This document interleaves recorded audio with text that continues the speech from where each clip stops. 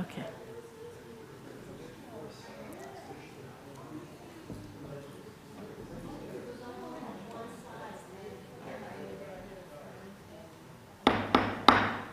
All right, welcome to the Historic Preservation Commission meeting for September 15th, 2025 at 5 p.m.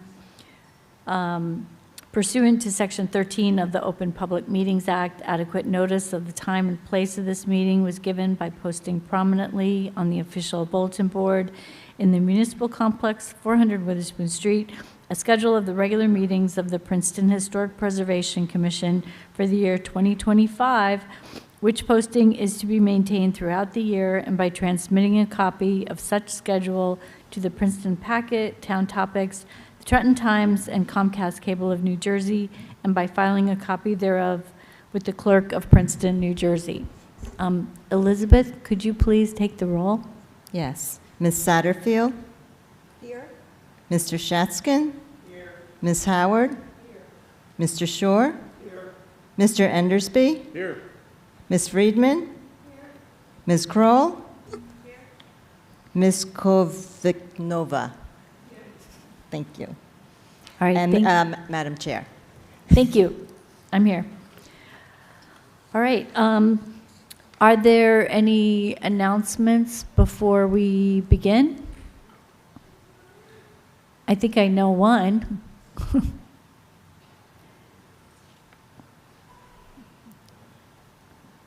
For announcements, do you want me to announce You want to talk about the application?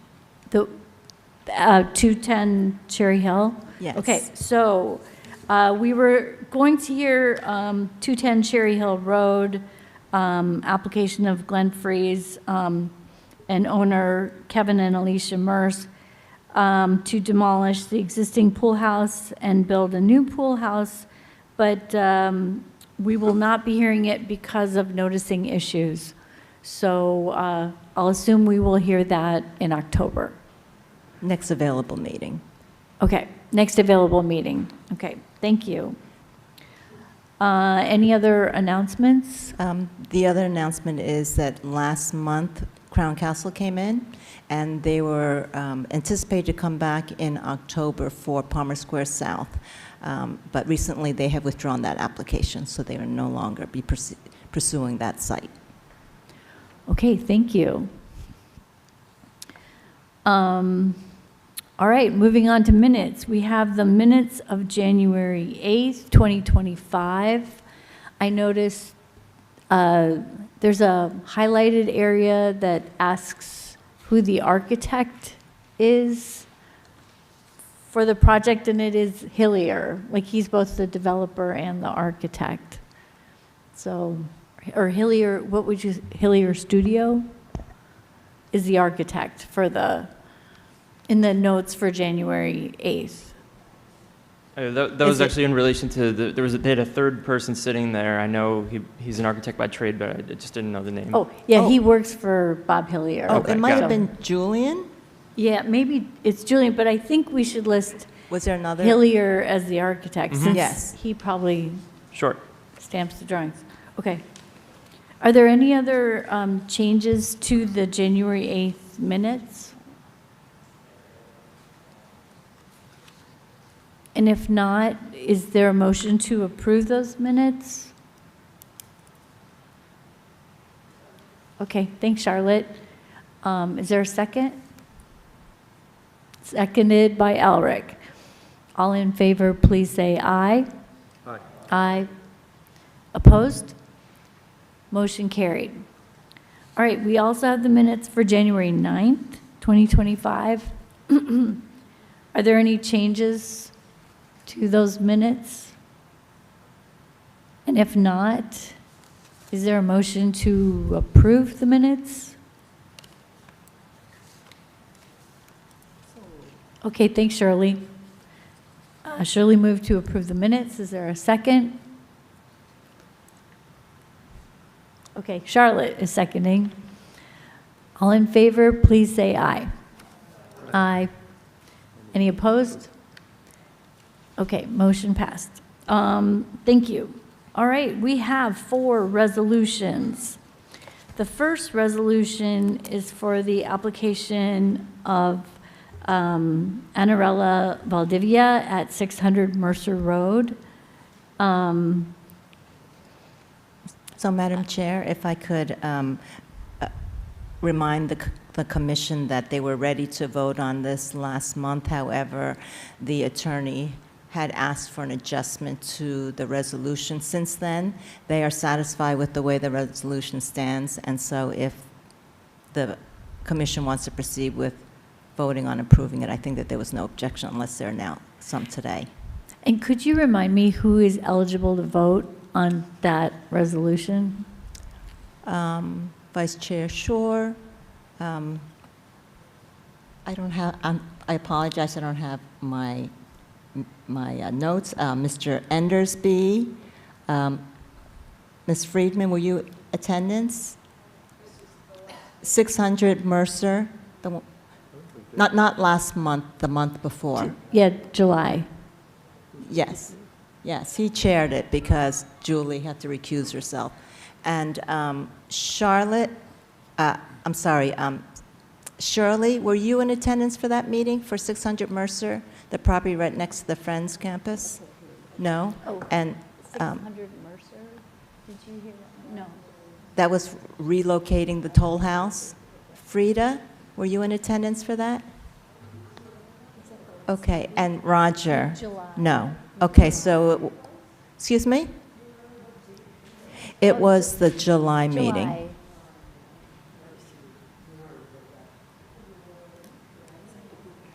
With, One, yeah, Max was here, Max Hayes. two, Yeah. well, it had to be Yeah. 4. We- Oh, Shirley oh, was here. Okay, 1, 2. Okay. Okay, all right, so David, Shirley, Charlotte, and Elric. Okay, Those 3 can vote. all right.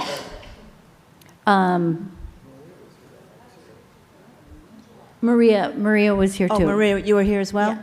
Apologies, okay, great. So, are there any changes to, or I guess with the resolution, I guess it's set. So, is there a motion to approve the resolution? Okay, thanks, David, and seconded by Elric. Maybe should we do a voice vote? I mean, a roll Yes. call? Okay. Mr. Endersby? Yes. Ms. Friedman? Mr. Shore? Yes. Ms. Kovnikova? Yes. All right, thank you.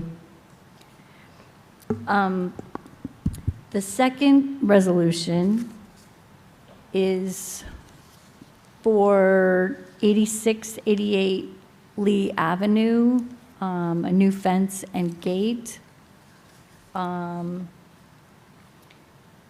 That was last month. So I know Emily 2 months ago. was here. 2 months ago.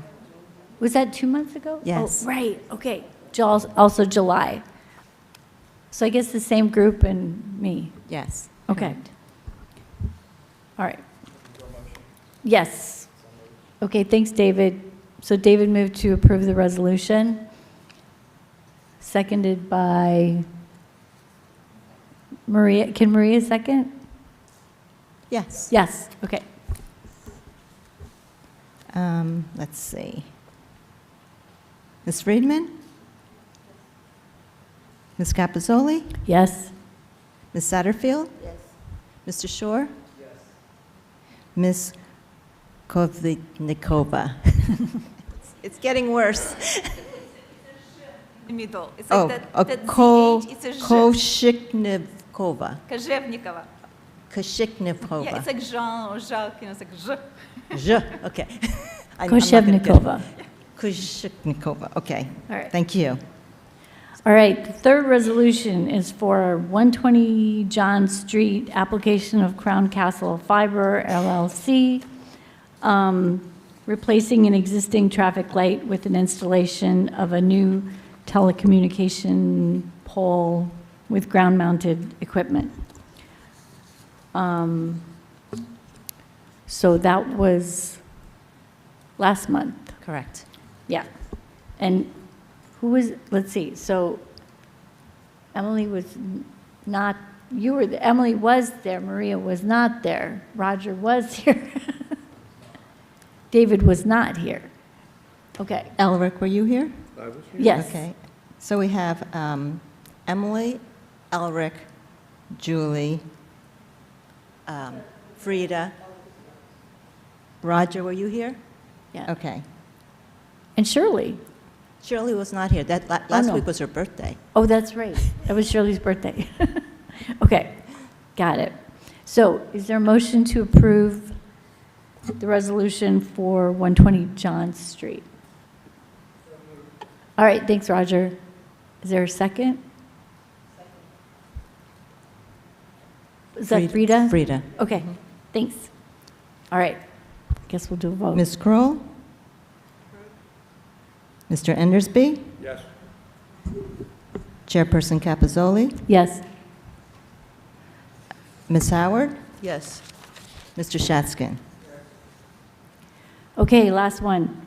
This is for 122 Nassau Street, the Scheide Caldwell House for, again, Crown Castle Fiber LLC.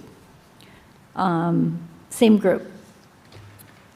Is there a motion to approve this resolution?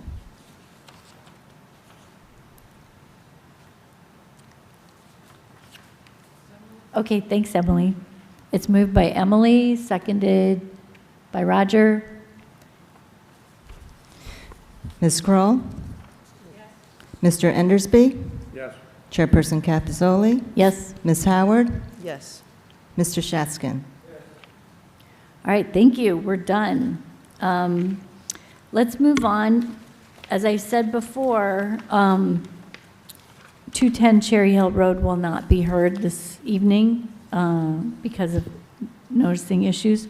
So we will be hearing 258 John Street, the application of Pujols Roofing and Siding LLC with Catherine Millett, the owner.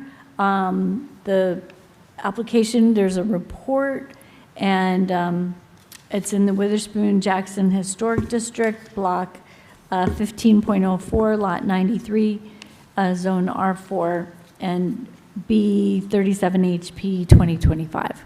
So if the applicant wants to come forward and sit at the table and grab a microphone. Yeah, absolutely. Contractor too. Come on. And I guess we'll be swearing you in. Good afternoon. So we use microphones because this is being recorded and it's easier to get minutes, so. Please raise your right hand. Do you swear that the testimony you're about to give is truthful? Hear you, actually. So we'll start. The answer is yes? Yes. Yes. Yes. We'll start with the young lady. Can you give us your name, please? Yes, my name is Catherine Millett, and I reside at 258 John Street, and the application is on behalf of my property in the town. And this is my colleague. Hi, this is Emmanuel Pujols. I'm the Director of Operations and owner at Pujols Roofing and Siding. I'm here to assist her however I can. Could you Okay. spell your name, please? My name? Yes. Emmanuel, E as in Edward, N as in Nancy, M as in Michael, A-N-U-E-L. Last name Pujols, P as in Peter, U-J-O-L-S. Thank you. My pleasure. All right, thank you and welcome. Elizabeth prepared a report, and I'm going to have her review the report before we get into the presentation. Thank you. yeah. I've never done this before, so Oh. I appreciate you walking me through it. No problem. Yeah, me neither. So the applicant, Pujol Roofing and Siding LLC, is filing an application for the property owner, Catherine Millet, pursuant to the Princeton Land Use Ordinance to request approval to replace the siding on the existing house identified as Block 15.04, Lot 93, with an address of 258 John Street. The property is in the R4B zone in the Witherspoon-Jackson Historic District, as identified in the municipal zoning overlay map of historic preservation districts and buffers. The property is also further identified on the overlay as Type 2, which is subject to preservation plan review for any changes visible from a public right-of-way, and painting or adding other surface coloring to an unpainted surface, or adding pre-primed and pre-finished material. This application does not require zoning or planning board review, therefore it is in the jurisdiction of the Historic Preservation Commission. On the history of the property, so according to Weiss Preservation Planning LLC's 2015 property inventory, which many of you are aware of, the house on the property was constructed circa 1925 and is classified as contributing to the overall setting and significance of the Witherspoon-Jackson Historic District. The house is two-story. It's a variation to the American four-square with a rectangular shape and a narrow elevation facing the street. It has a hip roof and wide eaves, and the full-width enclosed porch also has a hip roof. There are paired windows on each side of the centered front porch door and a street-facing brick chimney that is offset to the right. There are two exterior siding styles and colors distinguished between the first and second floor levels. Alternating narrow and wide courses of shingles clad the second floor with horizontal clapboard siding on the first floor. Windows on the house are typically 6/1, double hung, and there's a mirror image of this house, not the exterior, but the fenestrations and everything that can be found at 260 John Street, which is right next door. And according to the 2019 Google Map photograph, the house originally within that inventory had a dark brown upper floor finish on the exterior, and the lower floor was a creamy yellow. But in 2019, you can see that the two-tone colors changed to a light blue on the lower level and a deeper blue on the upper level, and that's the way that it exists today. The property is located on the west side of John Street, just south of Lee Avenue. The lot is narrow and exceptionally short. The house is situated close to the public right-of-way, similar to other houses adjacent to, along the block and the neighborhood. It is centered on a lot with driveways running adjacent to both side property lots. The applicant wishes to remove all the siding in the house and replace it with horizontal clapboard style for both the first and second floor. Different color siding will be installed for each level. The application provides the following information, and there are examples of the colors that they are proposing. Okay. So the existing exterior siding, the lower level, which is the light blue color, is represented to be vinyl horizontal lap siding. The material is standard wood lap siding with a flat profile and light texture. It's approximately a 4-inch to 4.5-inch exposure with a traditional clapboard profile. On the upper level, which is the dark blue color, that is represented as vinyl composite staggered edge cedar shake style siding manufactured to stimulate hand-cut cedar shingles with a staggered butt line to produce a more rustic and traditional appearance. And this siding has approximately a 7-inch exposure. The proposed siding material for the both levels is proposed to be the mastic carved wood 44 vinyl siding by Ply Gem. The lower level will be English wedgewood, as you see on the examples, and the upper level will be Newport blue. So the criteria for preservation plan review is outlined within the report, and we're just going to go to the comments regarding this application at the end. So the applicant's description of the existing siding for the lower level represents the siding is vinyl. However, it also states that the material is a standard wood lap siding. So the applicant should confirm what the material actually is, it's vinyl or wood, and that does make a difference when HPC reviews the material. The existing profiles in the lower level siding should be provided to ensure the replacement will match existing conditions. The surface finish of the new siding, smooth or grain which are available with this product, was not indicated in the application. Typically, HPC does not support a simulated wood grain surface finish. Now, according to Weiss Preservation Planning's survey and district evaluation report, which is dated November 19, 2015, the Witherspoon-Jackson Historic District consists of many architectural styles, which includes Italianate, Queen Anne, American, Foursquare, Bungalow, Colonial Revival, Dutch Colonial Revival, and 5 different vernacular styles. The American Foursquare was a popular style in the early 20th century and was one of the early house kits sold through mail order firms such as Montgomery Ward and Sears. Although this house style was common throughout the United States, Weiss Preservation indicates from 1900s to the 1930s,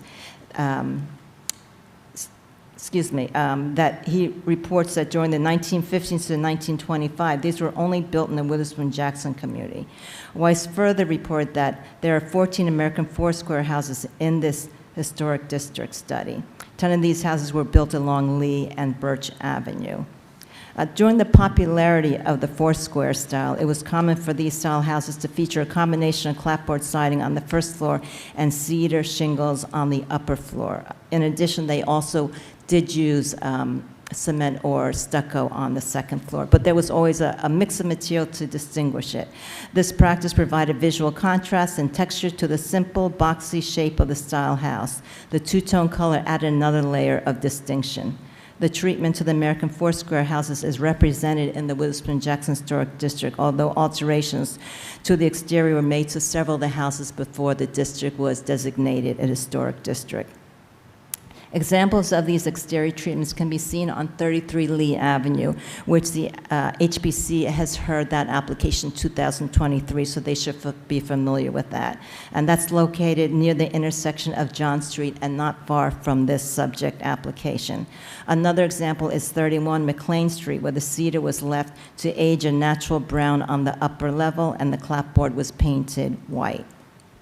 Both property surveys are attached in the back of this report. The combination of distinct styles of siding and the two-tone colors is a defining feature to this house, and it would seem appropriate to retain this distinction as an architectural feature, which represents the diverse exterior treatment of houses within the Witherspoon-Jackson Historic District. The new color scheme should take into consideration that these 3 houses have had light color, white or cream, painted on the clapboard, the lower level, and a darker hue on the upper floor. The proximity of the houses at 258 and 33 Lee, and others scattered within the neighborhood, unifies and strengthens this unique treatment to the American Foursquare style house within this historic district.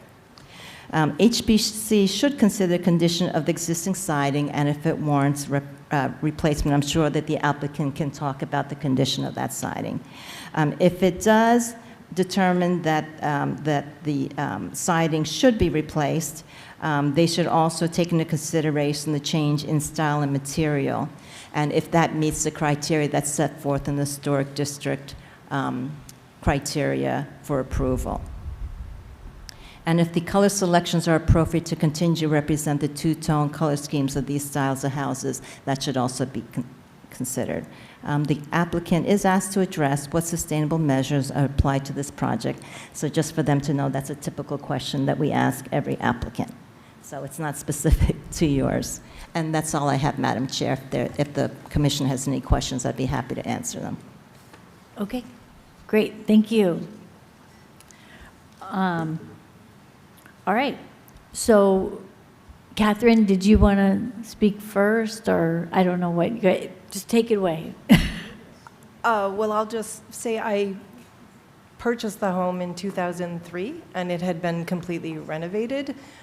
So I don't know about the color choice at the time. And then when I had an opportunity to paint the house, that's the colors that we have now. I recently had the roof redone, which you all approved this past spring. And it was during that time that we were looking at the house and the condition of the house. And it was suggested that I really think about the fact that the house is going to be celebrating its 100th birthday, and what I should be thinking about to kind of keep it in shape moving forward, because I hope to be a resident for a while here.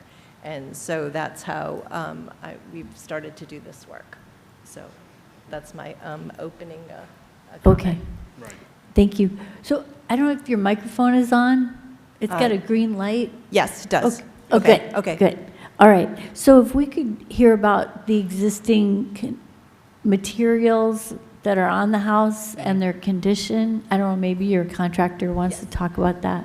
Hey, hi. So, yes, throughout the house, there are multiple soft spots. If you put your fingers behind the lap board, that's when you can tell when there's humidity or water coming through behind the walls. All the siding are not straight. They're like warping. Like some sides, they're cracking. And what are they made out of? They seem like some kind of engineered wood lab. It seems discontinued. I think I was trying to find a siding with the same features, which is like each lap board is 6.5 foot long and about 7 inches of exposure, which is not normal. Usually see like 12, 16. And like she said, the house is almost 100 years old. At some point you have to, do something about it. We're keeping the two-tone tradition. We're doing like a deeper dark blue on top and like a muted lighter blue at the bottom. It looks a bit grayish, but it's still a blue hue. We're matching with the neighborhood context. Right in front of the street, there's 3 townhouses or multifamily. They're all full of vinyl siding, 4 inches of exposure. I think at the corner, a little bit to the right, 96 Clay Street, there's another house full with vinyl siding. But yeah, at the end of the day, we're trying to do vinyl lap board, which is going to be like better long term for the customer. It's going to be lower maintenance. It's going to prevent water intrusion. It's supposed to have a let me see what you call it. Oh, a class 1A fire rating, which is the highest in building material. We thought about the wood grain texture. It does have a wood grain texture because she already had wood, so we were trying to match the existing profile. Usually have the smooth option or the wood grain. Because she already had wood lap board, we thought it made sense to do wood grain. And that's probably it, yes. Okay. I think though, for the first question, there is no what I would call siding. It's all wood. I think if that was one of the questions in the first question.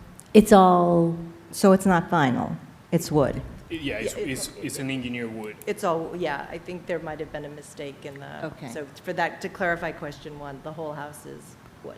There's no Okay. siding So on it. so the upper and lower are both wood? Yes. Yes, okay. Cedar, you got cedar on top and then Oh, it is, okay. clapboard. I see. All right. Yes. And did you ever consider wood or, Well, I'll tell you, I'm a single woman in town, and I would like to just have one project that would take me through till the end. So for me, this was thinking about how can I do something that I think will improve the house, be good for the neighborhood, and if you will take me out of thinking about this for the future. Yes, wood is more expensive. You have LP, Smart Side, for instance. It's really expensive. The wood itself costs more, and then it's more labor. It takes more time to install.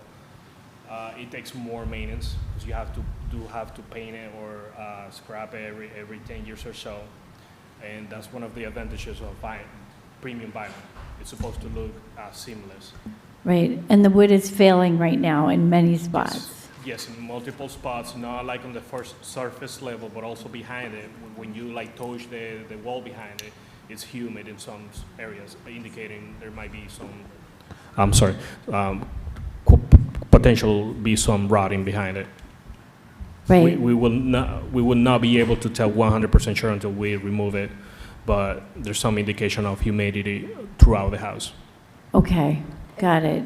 And we did find that when we did the roof, so we think there's more, if you will, so. Right. I see.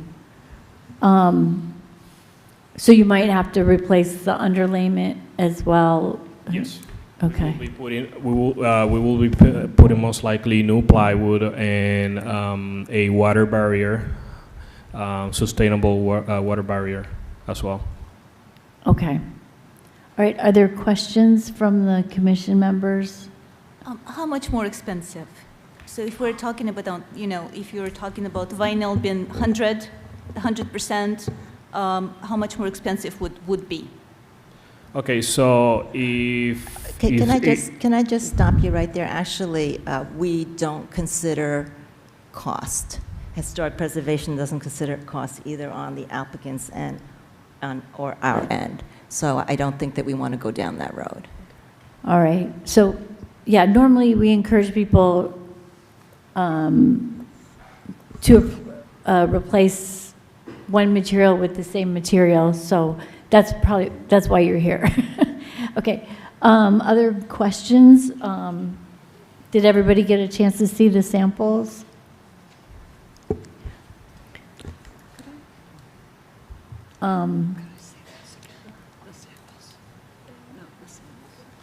Did you see this? Okay. And is this available in a smooth as well as the wood grain? yes, Okay. Both. So that's an option? yes, that's to an do option. the smooth? Mhm. Okay. Yeah, David, go ahead. So, do we understand that the shingles on the upper level are not the original? Is that what you're saying? Well, they're saying that it's wood. It's So all it is cedar. wood. Cedar on the top. Yeah, so Wood on the it could bottom. likely be the original. Okay, well, then they've lasted 100 years.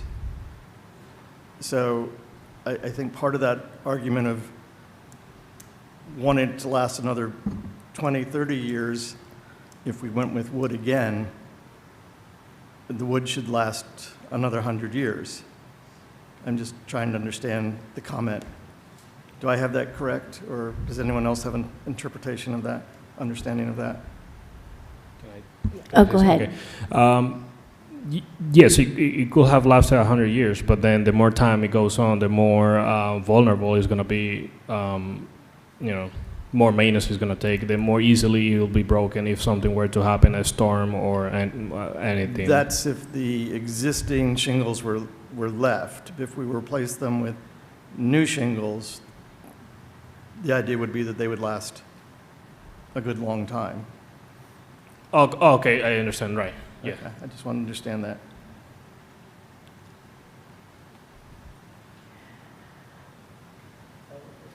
Oh, yeah, Elric, go ahead.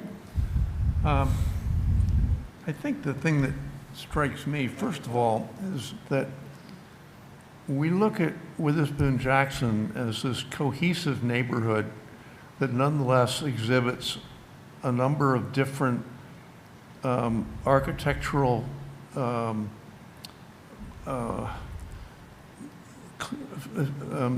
eras, in a sense.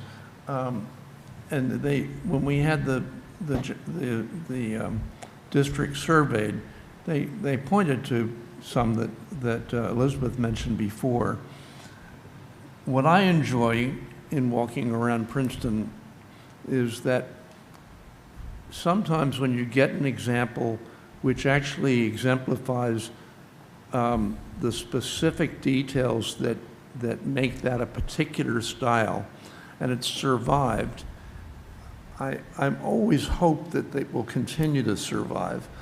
The fact, I was trying to think after I read that there were no examples of this particular form elsewhere in Princeton. I thought, oh, there must be, but I haven't come up with any yet. I don't know if some of like the tree streets, Roger, I don't know. But other communities around here like Pennington and Hopewell and Never have quite a few of them.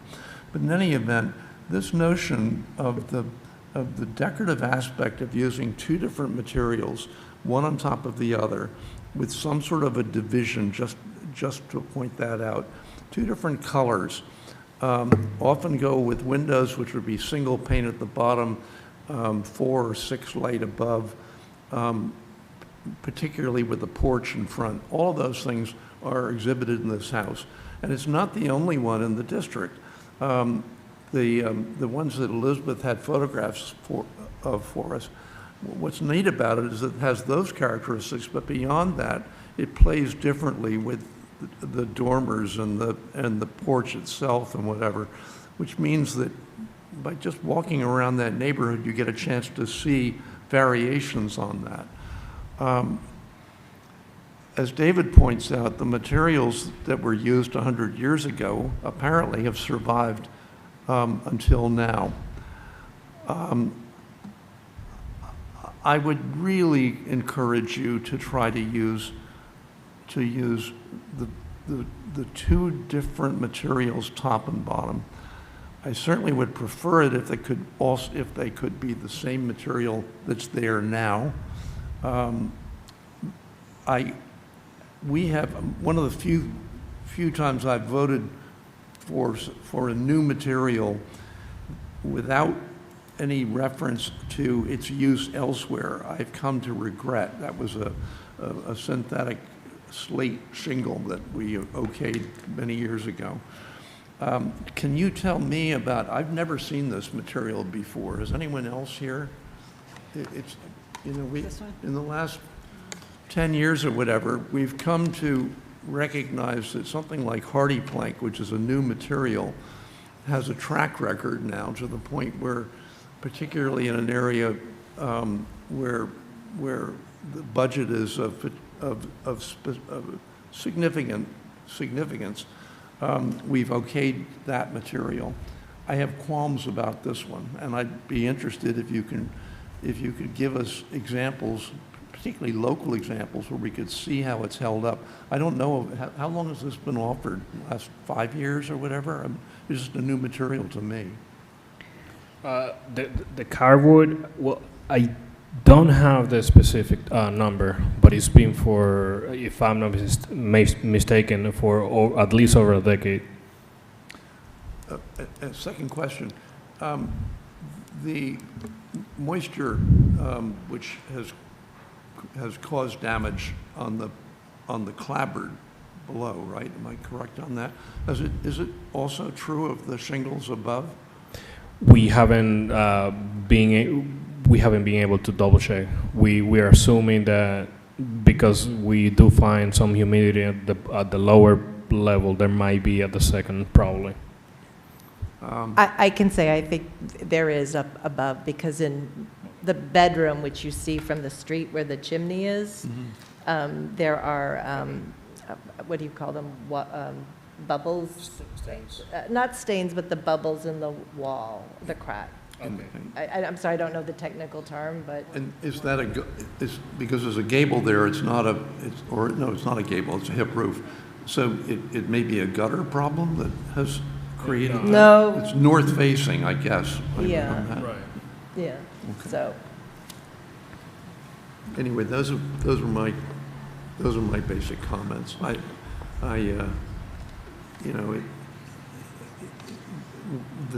What we keep seeing is demonstrations of all sorts of things in Witherspoon Jackson. We recently had an application from Bank Street, and there again, we looked at the materials that were used with the decorative shingles and whatever, and how that whole street had a certain cohesion to it and questioned the use of a different material. I'd give that some real thought because I think as it is, it's charming.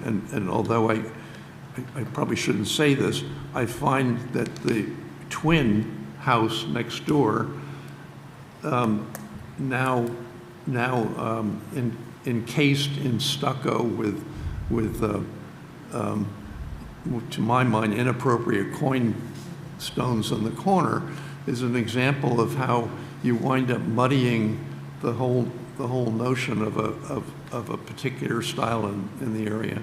And the other thing too is that, interestingly, that style, if you look at 4/4 windows, for instance, you can almost be certain that they were created in the 1840s into the 1850s. Starting in the 1860s, you get 2/2 windows. From that on, there's a fairly long stretch of time. But that combination of the siding, upper and lower sash, those are things which are particular to maybe 15 years in local architectural history. Anyway, thank you for your patience. Thank you. I guess, it's a big decision to change from wood, which we consider to be a long-lasting and a kind of a premium material, to a siding that's, and this is a vinyl siding? Yes, they're marketed as premium vinyl, and they come with a warranty of 50 years. Okay.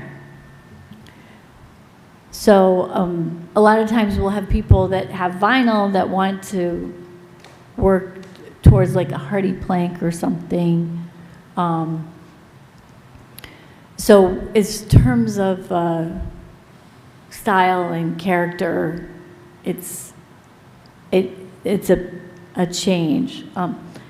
Other comments? Shirley, do you know anything about this I just want to house? say I agree with Elric, and those houses are in the 40s because I remember who lived there.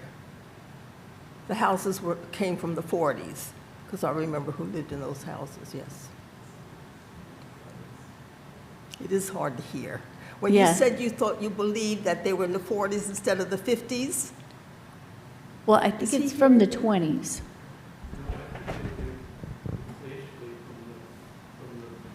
Very late teens to the beginning of the Depression is the period that well, you're I right. would They assign were to not- that. Yeah, I thought you said 40s. I was just saying, yes, I remember they were here in the 40s, so they were before that, yes. Okay. Go ahead. So, because I don't know what to call it, the alternate length shingles that give that pattern long, short row, is a pattern that is just really classic, handsome, distinctive. The treatment is so classically American Foursquare that it would really be a shame to lose that. It just, to me, it's really evocative of that time. We are in an environment of the most, or second most recent historic district. So there's lots of examples of projects that have been done all over the place prior to historic district review. We now have that.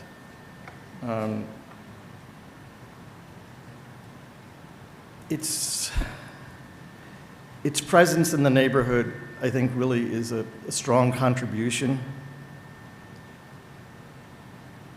And in my understanding of the main purpose of historic districts, and this would be my thinking on behalf of all the other neighbors, especially the ones that have more recently gone through historic district review and have done things that are more traditional and more keeping with the rules and regulations that we have and that we abide by. Historic district designation is supposed to prevent a project like this in deference to or support of the other neighbors, the other people who've invested in the properties. And for that reason, I can't go along with this proposed treatment, this covering over what would have been that subtle but elegant element of that house with a very modern material. I can't support that application, I'm sorry to say. Are there other members who have comments?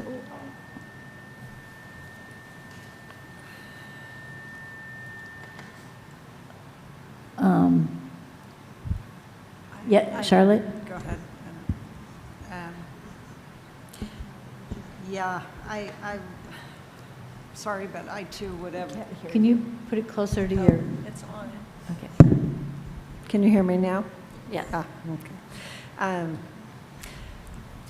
Yeah, I think as David said, and just, you know, I'm sitting here looking at this material, and I think the details matter in these cases and to houses like this. I mean,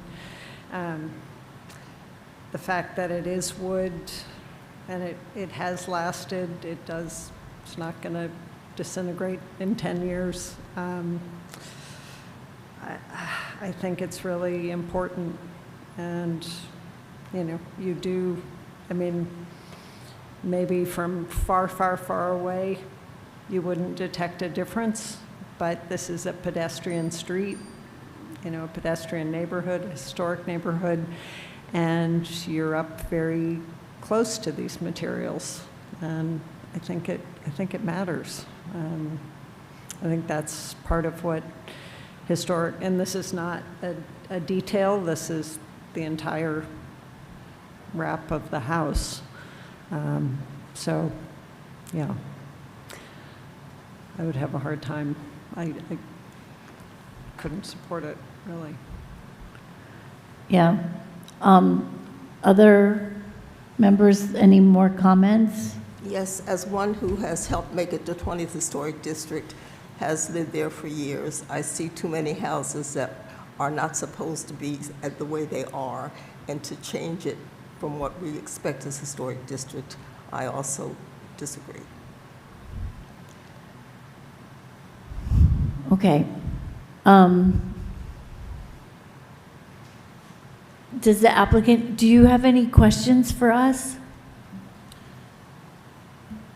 Quick questions. Is the main problem the material, the vinyl in itself?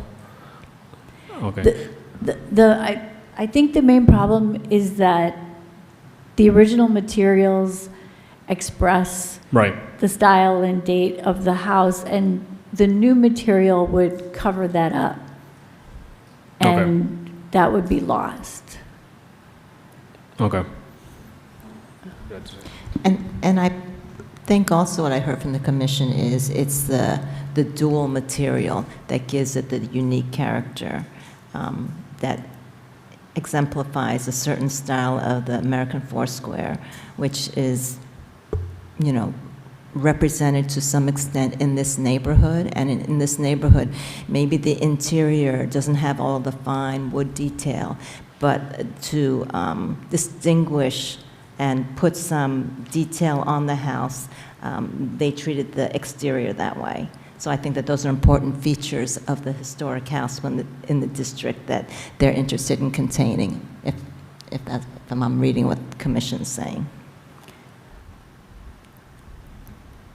Julie, I mean, the irony to me is that if the house were already vinyl, were already aluminum clad, as many houses in Witherson-Jackson already are, it could be replaced in kind. But because it's wood, and just a quick visual inspection, it seems to be in fairly good shape, and it's been painted since Weiss did the survey. The Weiss people did the survey. I guess, you know, I'd have to come down on the side of maintaining the wood exterior, in agreement with my colleagues. So am I to just understand that we are hearing from the commission that this is not to move forward as planned. I'm just, some of you are saying no and some aren't. I'm trying to understand, is this decided now, or? Well, we usually, what we do is, if we have a discussion and we have questions and answers, and we go back and forth, and then at some point, someone will have to say, give a motion. Okay. So they will propose a motion either to approve or to not approve, and then we all take a vote. Okay. And then that would kind of be the result of the application. But I just wanted to make sure that, to give you a chance if you have questions. Well, to summarize what I think we're hearing is you appreciate the architectural style of the house. I have heard one or two compliments about how the house looks, and I thank you for that. Third, the materials we've proposed are not in line with this commission's goals for the neighborhood.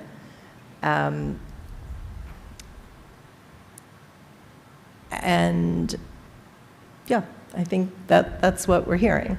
Yeah, so we feel like if either the existing materials could be repaired but kept or replaced in kind, that would be a far better maybe move than ripping it off and losing what you have now. I mean, we see it as very charming and attractive and valuable to the neighborhood. So, and I don't mean to be putting the cart before the horse. Obviously, we'll need to potentially regroup. Does that then, if we start to repair the house, does that require us to come through all of you again? No, because Okay. if you just repair the house and keep the materials, you don't have to apply for anything. Okay. So that's just maintenance. If you do want to replace in kind, usually you don't have to come to the commission because there's a part in our ordinance that talks about replacing in kind is a standard administrative approval. It's when you change materials that you got to come here. Okay, and not that I'm planning to change colors, but do you all No, have? but not colors, but the material. I know, but Yeah. I'm just asking, because again, I'm new to this. Oh, yeah. And now I'm learning more about my house. If I decide to change colors, do you have to weigh in on that? No. No, okay. Well, unless it's a new material. If you're repairing what you have and you paint over what you are retaining, then you do not have to. But if Okay. it's new material, Okay. then you would have to. So that's why there was also the conversation About both in colors. writing and here about the color choices, because it would have been a new material. Right. Okay, thank you. Yes. I appreciate the education you're giving Yeah. us. Thank you. And just to let you know, we're putting together design guidelines right now, and hopefully they'll be done by early next year. It will have all of this spelled out with photographs and examples and a commentary. It's really excellent. Great examples. So I think we are realizing that we need to have more materials available, and we're really working on that right now. Thanks. Thank you. We'll appreciate it. Yeah, so we have to still do this. Is there a motion? But Ed. Going to suggest that from I'm sorry, I can't hear you. I apologize. She can't hear you, so here.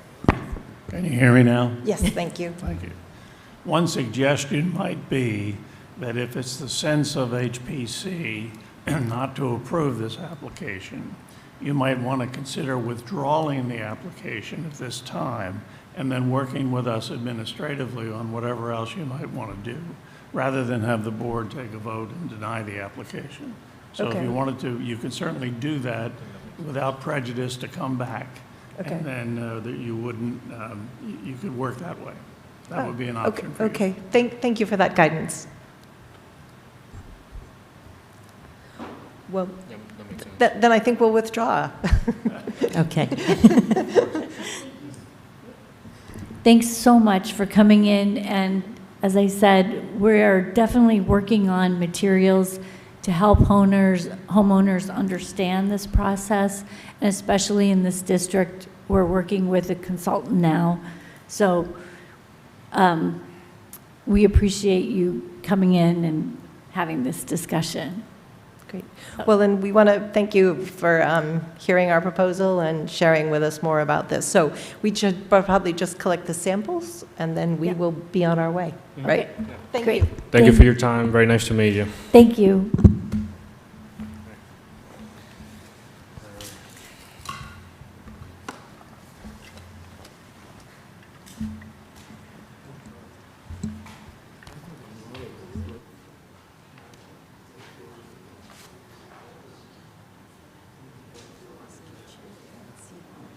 I know. Yeah.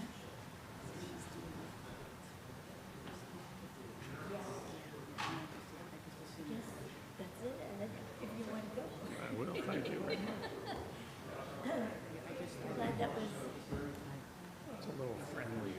yeah, definitely And of friendlier. course, she doesn't have to pay to have a resolution prepared. Yeah, absolutely. So she can be done and Right.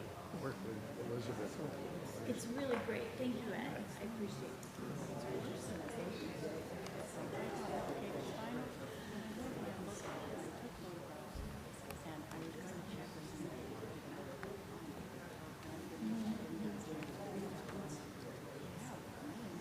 I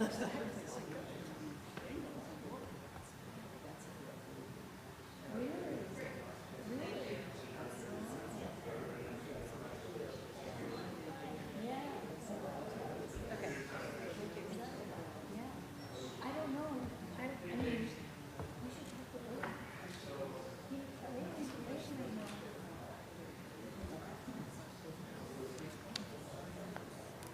So. All right, thanks, everyone. Again, 210 Cherry Hill Road will not be heard tonight because of noticing problems. So we're going to move on to other matters, and we have Kip Cherry back to give us a report. Kip, do you want to just come to the table and use the microphone?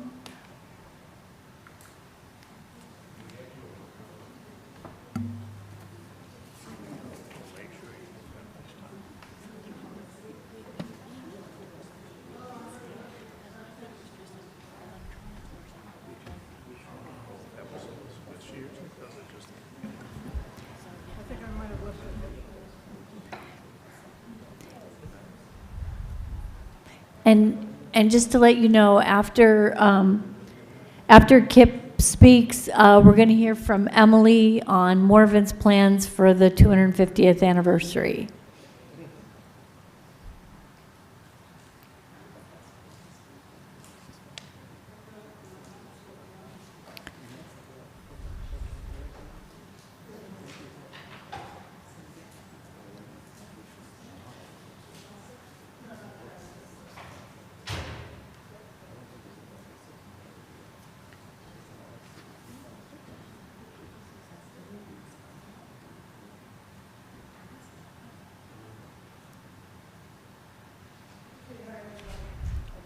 Is your mic on?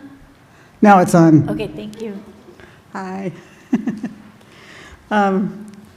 Okay, so the idea is, given that the American Revolution celebration is coming up, that there would be a way for the Historical Commission to make a contribution by hosting 2 state markers.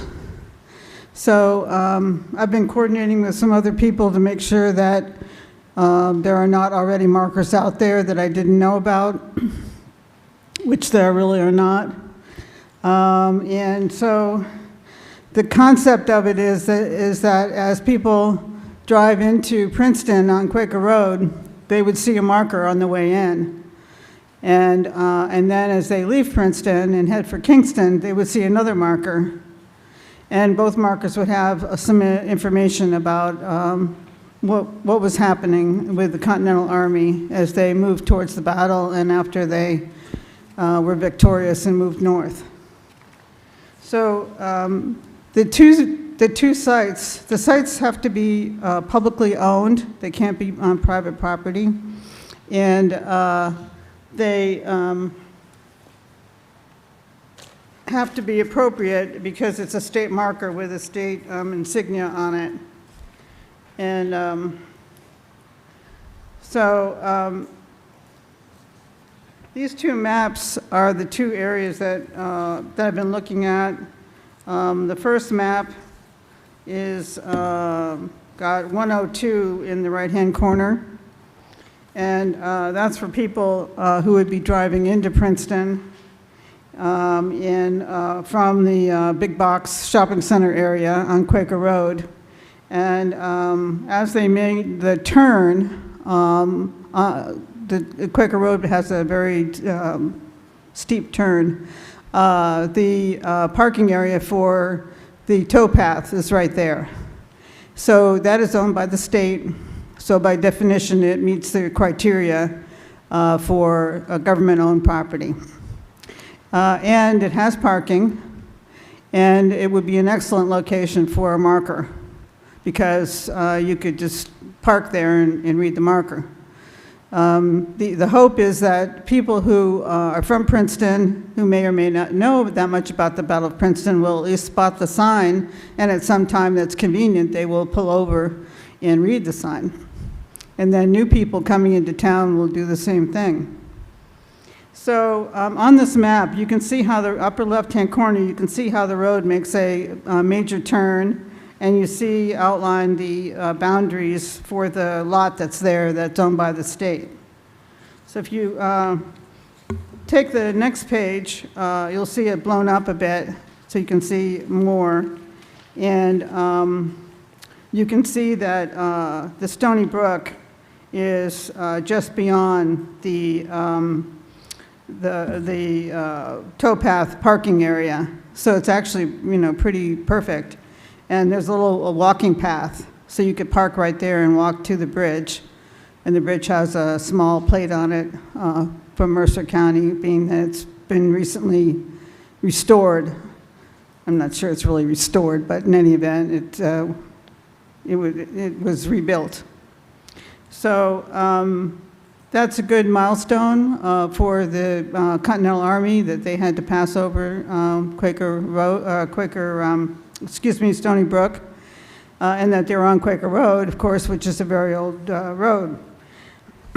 So if you turn to the next page, you see an aerial, and you can see where that parking area is as the road turns. And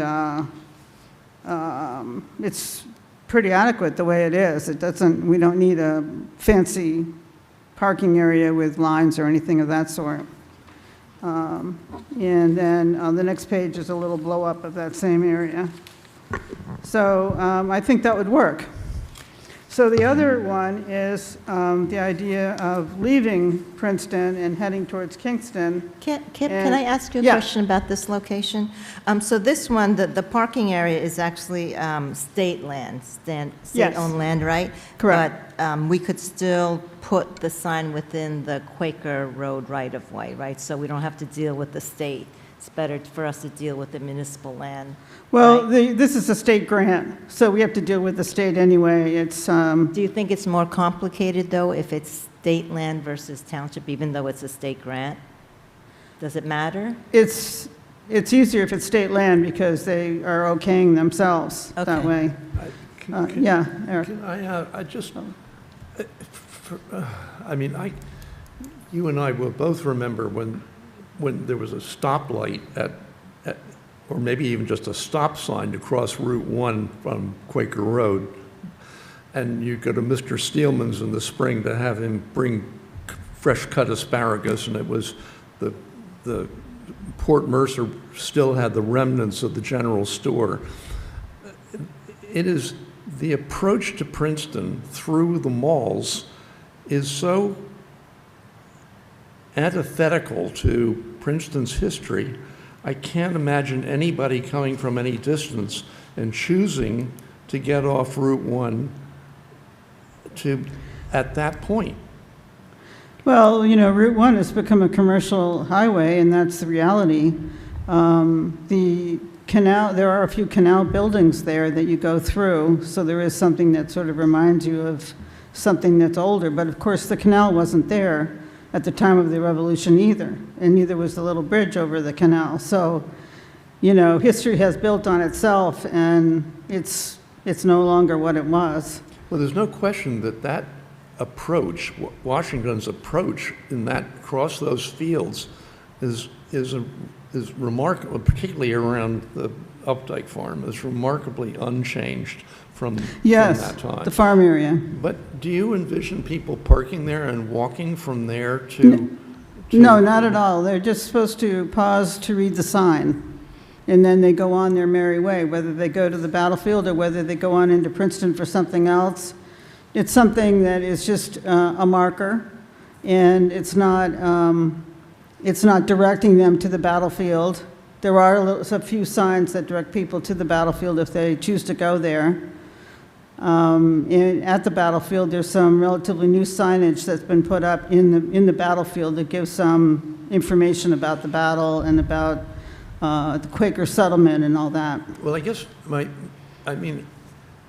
now that the university has ruined the approach on Washington Road in Princeton, and up Alexander Street when all the buildings on one side of the street were torn down, and now that the seminary has taken on 206 and destroyed that approach to Princeton, if it was possible for people to approach Princeton on that somewhat underused road, that would be just fine. But then what? I mean, is it possible that we would be putting out something on the internet suggesting that, particularly for the Battle of Princeton, but other events during that year, that would be a corridor that would be appropriated particularly to this?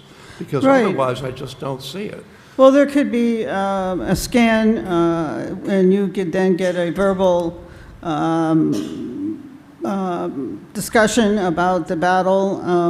We're not going that far. I mean, we're just putting in the marker. But once the marker is there, it can be added to. There could be a little box with pamphlets in it.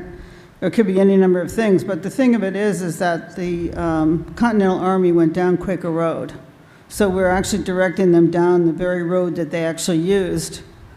I know that these days they're self-guided tours. I'm not a techie, but if it was understood that you could turn into a particular frequency and have that describing what you're seeing, in addition to just seeing a sign, maybe the sign would be the place where you find out how to get into that. Right. But from that point of view, then you actually could take that approach. If you wanted to, you could stop at Updike Farm or the Quaker meeting or the battlefield or Morven or whatever to get into. The state is interested in augmentation, so once the marker's there, all kinds of other things can happen at that marker, whether it be electronic or visual.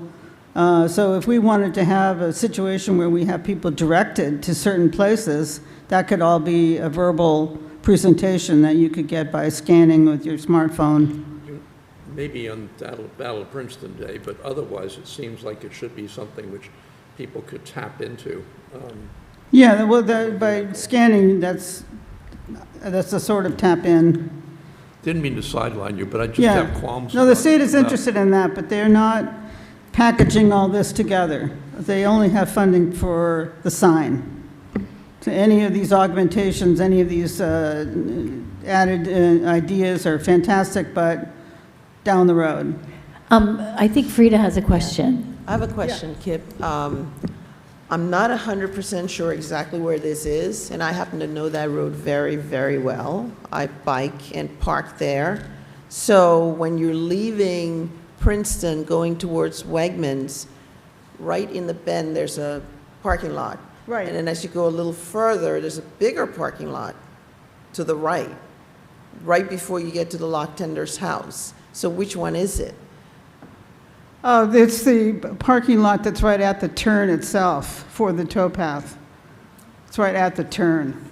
I think the bigger parking lot. It would be the first one, which is a very awkward place to park. And I mean, I don't know. Well, it isn't perfect in that you have to be careful going in and out, but people yeah. do that all the time with the towpath. Oh, I know, I do it all the And time. it's right on your way.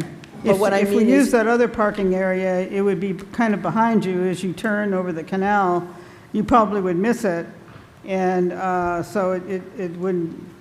But let me say this. It's a safer place to park. We're not though. wedded to any specific thing. Once we convince the state that we know what we're doing, that we have a good idea for a marker, they're open to some changes.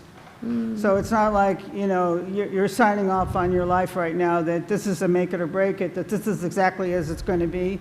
All we're trying to do is meet their criteria so that they, sure, you know, we like your idea for a marker. Maybe it could be a little here, it could be there, and we're willing to give you a grant for this purpose. And they envision themselves working as partners on the completion of the marker. So again, the message on the marker doesn't have to be perfect either. It can't be more than 605 characters, so I've got to get it down to that level. But it could be changed down the road in terms of what it says. So if So it's you have time. So if it's changed down the road, where does the money come from to change it? Will they give more money to do that? If they issue you a grant, if they give you a grant now to put up a sign and we put anything on it, when it's time to change it, to put something more specific on it, where will the money come from?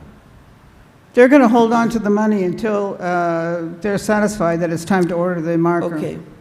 Okay. They're our friends. They're not out to get us on this. This is something No, I'm that just clarifying. they're very eager for. The only thing that they have their eye on is they want to make a contribution to the 250th.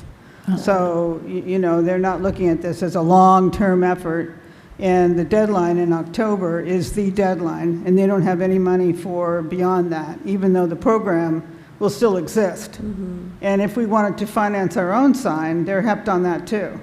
But as far as their funding from the legislature, they only can cover October through October. David, did you have a question? No, I just wanted to add some information. I think this is correct, that the Crossroads of the American Revolution has put out a audio or digital version, recorded version of the 10 Crucial Days and how you move through New Jersey that you can listen to in your car or something. I don't know all the details, but that came out, I think, in January, so it's really relatively new. I haven't played with it yet, but I got some sort of notice about it way back when. Yeah, the signs they have on the battlefield itself does have a audio component. I didn't bother with it. I just went over what the sign said. It's a little bit garbled because they don't really direct you towards the steps of the battle. They talk about the legacy, they talk about the 10 Crucial Days, which of course Washington never heard of. They do point out that that's an historian's fabrication, but even so, I think a lot of people come away thinking, oh, well, you know, the campaign was called the 10 Crucial Days, which it wasn't. And then, and then they have a sign on the Quaker settlement. You know, so it's a little bit higgledy-piggledy. I wasn't involved in deciding where the sign should go or anything. And while I was there, there were people coming and going, not in a fast rate or anything, and people being tourists. Nobody read any of the signs. They just, you know, walked around a little bit and left. So I don't know what to do about that, but... And another funny thing about the signs is that the graphics, which are historical, not to the time of the battle, but to the 19th century, don't really replicate the environment at the time. It looks very, the topography doesn't seem right at all. It had snowed a little bit and frozen. It doesn't seem to capture that very well. I think they just used those graphics because they were historic unto themselves, but we all know that during the 19th century, a lot of stuff was made up, and, you know, the historic capabilities of the times weren't all that good in terms of making sure they had the facts all straight.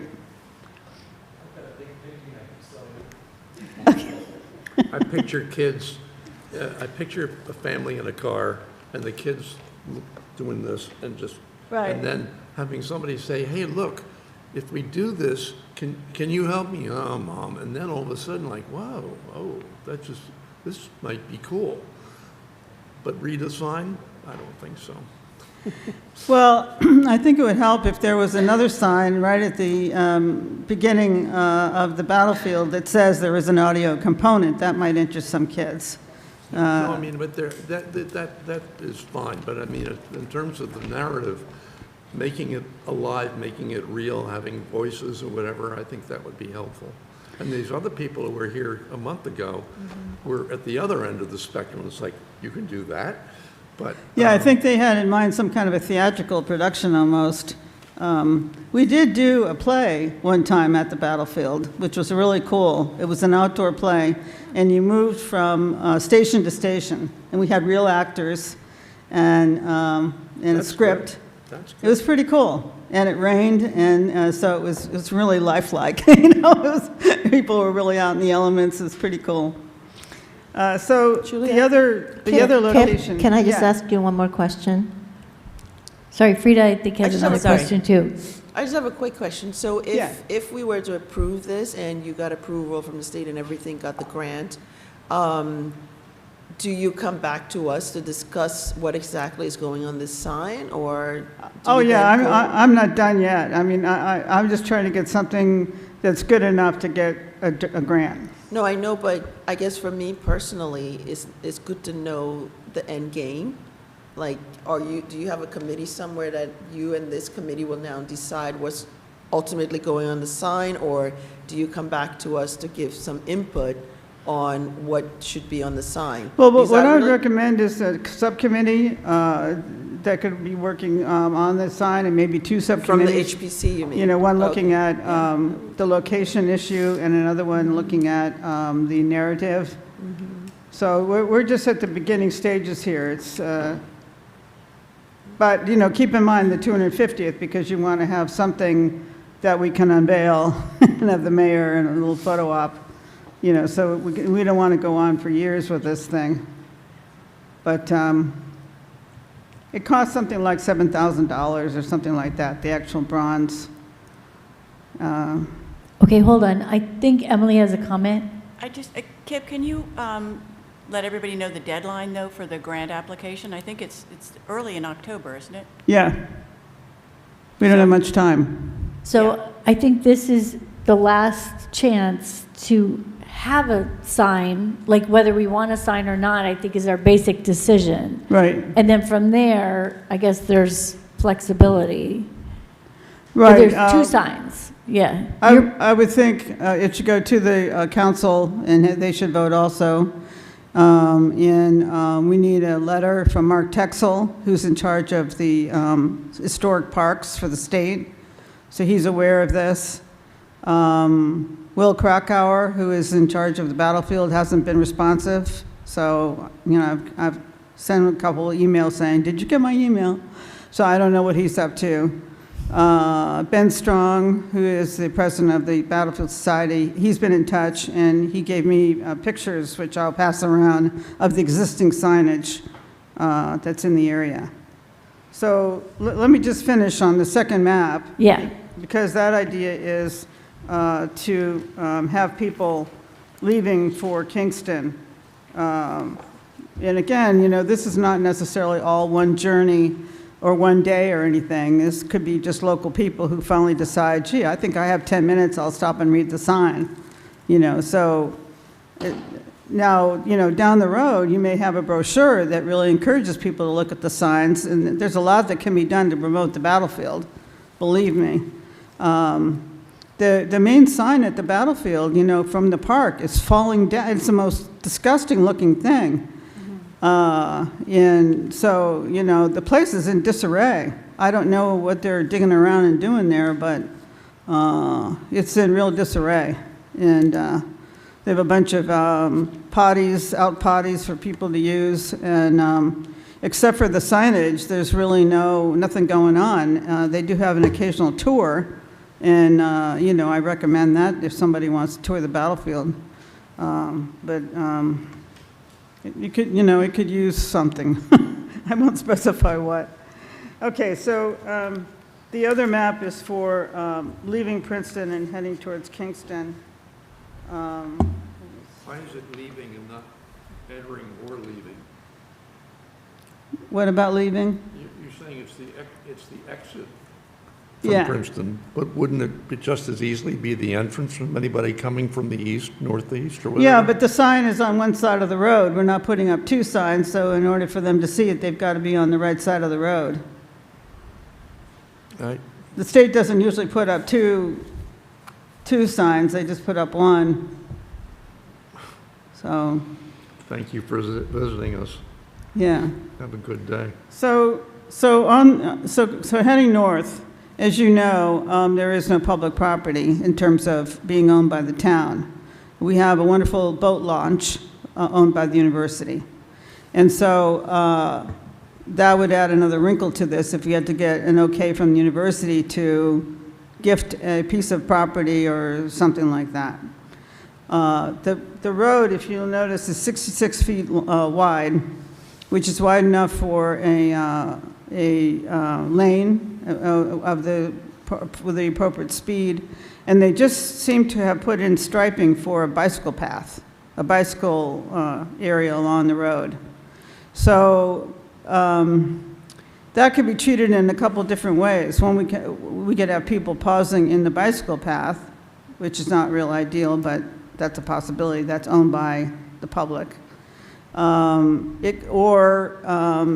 The public could see the fact that there's a sign and pull in to the boat launch area, which is open to the public. There's no restriction on anybody using it, so anybody could just pull in there and go and get out of their car and go read the sign. So I wanted to sit down with Deanna and get her opinion about whether or not that will float from her point of view. Obviously, I don't want to block people on bicycles, and there were several people going on the bicycle path, if that's what it is. It's not all that marked. There is something about passing, and then there's a symbol for a bicycle, but it isn't really, and that's halfway along the path. It's not really that clear to me that it isn't really a bicycle path, but I think that's what it is. So again, Deanna representing the town and, you know, handling all the engineering logistics, she needs to be okay about whatever is done. If she's not okay, then we won't apply for that marker. We'll just apply for the other marker. So I think it's a nice, it's a very pleasant location, and you can certainly stop and read the sign without blocking Route 27. And there are people moving in and out of there all the time. And there are signs that clearly say it's owned by the university but open to the public. So anyway, that's what I've done as far as homework is concerned. This is the opportunity. There was another idea of going to the Canal Park and putting the sign there. There are several disadvantages to that idea. One is it's in South Brunswick, so that creates a whole nother complexity. Two, it's really not that clear what's going on there. There are a bunch of little roads, and there is a sign there now that is a state sign, and I'm going to pass that around. And all it does is mark the Millstone River. It doesn't say anything about the American Revolution. So it's really not a irrelevant sign. So there's the sign, but it does have the symbol of the state. It is an official state sign. And it's a much smaller sign than 605 characters. So I'll pass that around. And then the other marker is one of the markers along Quaker Road, which was put in by the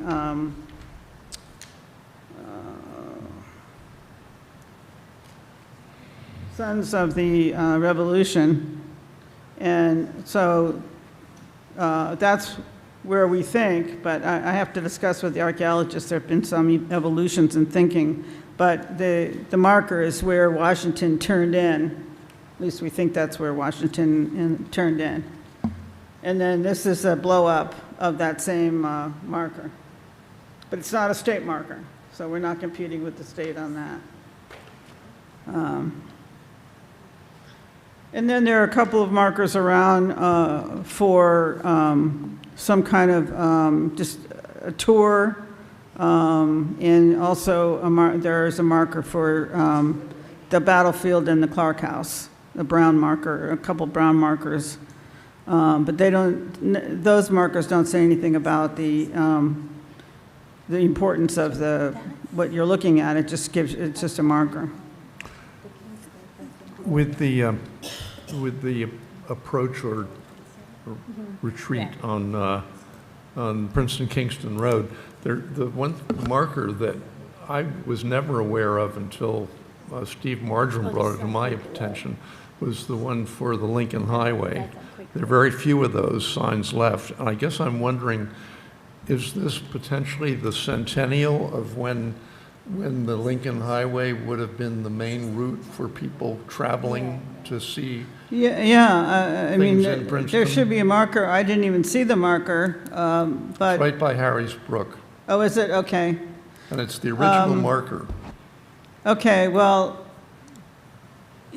you know, we don't want markers to compete with each other, and when we get to that point of trying to figure out if there needs to be an augmentation to the Kings Highway, then, you know, that's a separate project. Well, in a sense, it would be commemorating visitors to this historic site over a span of 100 years. Well, you know, one of the things that's really interesting about Princeton is the layers of history. And so there isn't one layer. And, you know, I've been involved with this site on Cherry Valley Road, which is an Indian layer from around 1500 AD. And on top of that, the Tulanes put their estate. Most people in town don't even know there was a Tulane estate and that it was located on Cherry Valley Road. And so each layer has its own special historic significance. And someday maybe you all will be involved in somehow preserving and exploring that site. It was discovered with a road expansion of an intersection with the Great Road. So I always worry about that site because I consider it to be extremely valuable. There's a stone in the yard at Washington Well Farm that is an Indian. It's hollowed out. Oh, really? Huh. There's just a lot of material around Princeton, and a lot of it is actually on a list, but that's as far as anybody got, is to get a number. And so there's plenty of work to do. You guys won't ever run out of things that need doing. So Kip, in terms of what you would want from us, it would be a resolution of support that we would give to mayor and council? Is that what you're asking for? Yeah, so I wrote out something that seems pretty straightforward. Let me give it to you to see if it works for you. Whereas there are no state markers that describe the actions of the Continental Army going up to and following the Battle of Princeton. And whereas the United States is about to celebrate the 250th anniversary of the American Revolution, and whereas the state of New Jersey has been undertaking a major restoration of the Thomas Clark House at the site of the battlefield and has been acquiring additional land and undertaking additional restoration and improvements. And I didn't say anything about visitor center or anything like that because I don't think it's necessary to get that detailed. Whereas there is increased interest in the Battle of Princeton among visitors to the Princeton area who would benefit from new state markers containing pertinent historical information. Now therefore be it resolved that the Historic Preservation Commission endorses submitting applications to the New Jersey State Historical Commission for grants for 2 New Jersey State historic markers on behalf of the municipality of Princeton. Okay, thank you for preparing that. What's the reaction of the commission? Is there a thumbs up? There's a, yep, looks good. So I guess, is there a motion to approve the resolution? Madam Chair, one thing that might be included in that, Kip, is maybe the 2 locations, so it's clear to the mayor and council what those sites are, and including these maps. Should we- Yeah, I could Should add a we- line, and I could say that, We could attach your maps so they could fit, okay, yeah. and I can add a sentence and say something too about if one doesn't qualify, we'll just go with the other. I can add that too. Okay. So again, motion to approve the resolution. Shirley So moved. moved. Is there a second? Charlotte seconds it. I guess we'll do a vote. Okay, thanks very much, and Hold on, Kip, we're going to do a vote. Ms. Satterfield? Yes. Mr. Shatskin? Yes. Ms. Howard? Yes. Mr. Shore? Yes. Mr. Endersby? No. No. Ms. Friedman? Yes. Ms. Kroll? I don't think I can vote. I'm an alternate. You can't vote? Abstain? Am I allowed to vote? I'm an alternate. That's okay. It's a resolution. Yeah, it's a resolution. It's not an so- application. Oh, okay. Go ahead. I actually will join Elric. No, No. okay. And Ms., oh my gosh. Now you made it more complicated with that thing. Koveskinov. Yes. Okay, yes, okay, thank you. Okay. Motion passed. Okay. all right, well, thanks a lot. We'll take it to the council and get, so Mark Frieda can send a letter and hope for the best in terms of qualifying. Okay, And, thank you. And then I'll be back to work with you guys and whatever. All right. Let's hear from Emily on Morven's plans. Yeah, the reason I'm doing this is at the last HPC meeting, there was a presentation about, possible activities for the 250th, as well as the KIP's discussion of these monuments, or these plaques. But so I just contacted Rhonda DiMaschio, and also who's director of Morven, and also the new director of the Historical Society. I haven't heard back about the Historical Society, but this is just sort of for general information, what else is happening. Morven is doing a semi-quincentennial exhibition entitled 5 Independent Souls, the Signers from New Jersey, and that'll be on view from April 26 to January of 27. They also will have a speaker series from January to November of 26, the Declaration at 250 speaker series, and then they're also doing a Princeton 1776 Fest on October 3rd of 2026, and they're doing other things as well. So that's just informational, and I'm sure that the Historical Society is doing things, but I just don't have that information. And I'm sure the Battlefield is. Thank you. Thank you. Any other business? I do have public comment on the agenda. Is no public comment? Just checking. All right, Roger?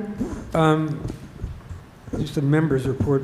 The adaptive reuse event is actually happening, so you can put that down in your calendars. It's going to be at a Tour of Triumph Brewery on the morning of October 14th, which is a Tuesday.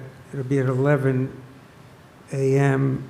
If you're interested, you'll have to register through the Historical Society's website.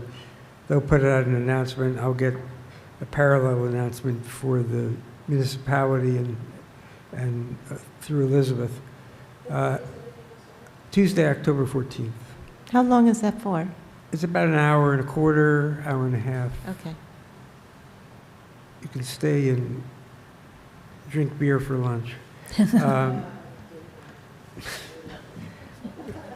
Actually, the downstairs bar doesn't open till the afternoon. 1856, we all went, they let us go into the office underneath the mural because that's the day that they issued the Princeton, the stamps with orange and black stamps with Nassau Hall on them. For the centennial of the building, the bicentennial of the building. Right. Oh, nice. Well, thanks, Roger. That sounds really good. That sounds really good. Any other reports, announcements? David? I'm sure all of you join me in wishing Elizabeth a great plan after leaving us in the end of the year, and that we all want to say incredibly thank you. Well, thank you to you all. Well, It's I been know a that. pleasure serving you. I know we're going to have a really, really good Christmas party at our December meeting. So everybody plan on being here at the December meeting. There's going to be a ton of food and drinks, and it's going to be like a big party. So we're gonna really have a fun time. Yes. All right. If there's nothing else, is there a motion to adjourn? Okay, thanks, David. And everybody, thanks, Elric. Okay, adjourn. Thank you.